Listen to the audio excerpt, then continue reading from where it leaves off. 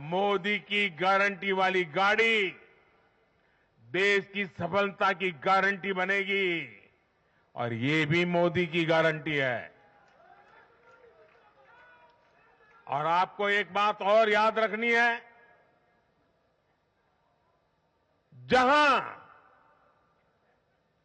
जहां दूसरों से उम्मीद खत्म होती है, वहां से मोदी की गारंटी शुरू होती है।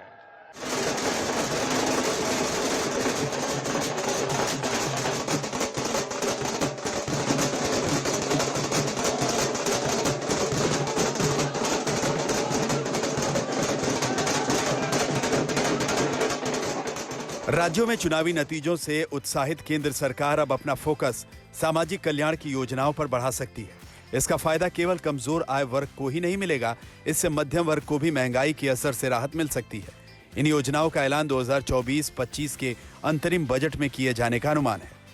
इसकी एक वजह सरकार की बढ़ती आमदनी भी है। दरअसल जीएसटी और पर्सनल टैक्स कलेक्शन में आई तेजी सरकार को समाज कल्याण योजनाओं पर खर्च करने के लिए रकम मुहैया करा रही है।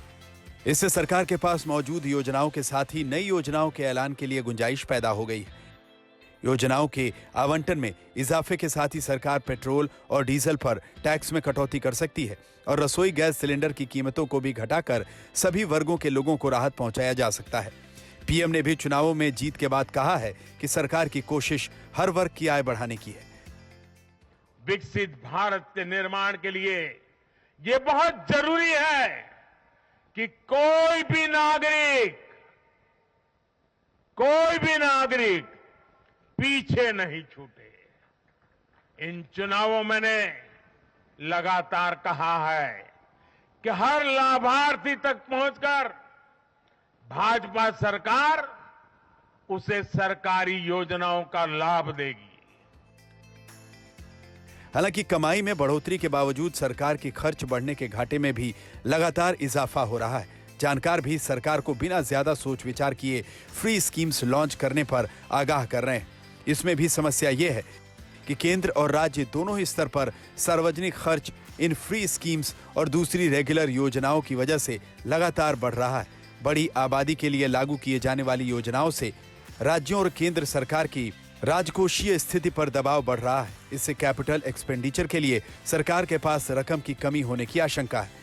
इससे सरकारों को ज्यादा कर्ज लेना होगा और राजकोषीय स्थिति पर लगातार दबाव बना रहेगा। इसका असर सरकार के बढ़ते कर्ज के तौर पर सामने भी आने वाला है। आंकड़ों के मुताबिक केंद्र सरकार का कर्ज इस साल जीडीपी के 57.2% होने का अनुमान है।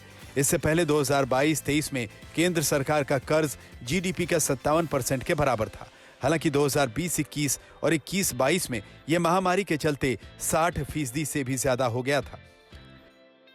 अगर राज्यों के हालिया चुनाव में मिली जीत को देखें तो लुभावनी स्कीम्स का असर वोटों और राजकोषीय घाटे पर साफ नजर आ रहा है। इसमें राजस्थान में पीएम किसान योजना, छत्तीसगढ़ में सस्ता एलपीजी सिलेंडर और मध्य प्रदेश में लाडली बहन योजना ने वोट तो दिलाए हैं, लेकिन ये आगे चलकर घाटे का भी न्योता दे सकते हैं। आज तक ब्यूरो। वीडियो पसंद आया तो हमें लाइक, कमेंट, शेयर और सब्सक्राइब जरूर करें।